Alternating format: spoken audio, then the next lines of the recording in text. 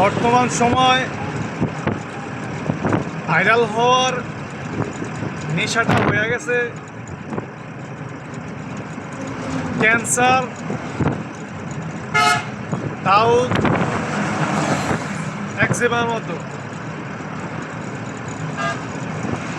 কার মান গেল, কার সম্মান গেল, কার মানহানি হইল তা দেখার বিষয় নয়। আমরা যেখানে সেখানে ভিডিও করব, যাচাই বাছাই না করেই তার মান সম্মান নিয়েই আমরা খেলা শুরু করে দেব আর জাতির সামনে তা তুলে ধরব। আল্লাহর রাস্তায় এসব থেকে একটু আপনারা ফিরেন, না হয় পরবর্তীতে প্রজন্মের যে এক বিপদ আসতেছে তা ঠেকানোর মতো কেউ থাকবে না।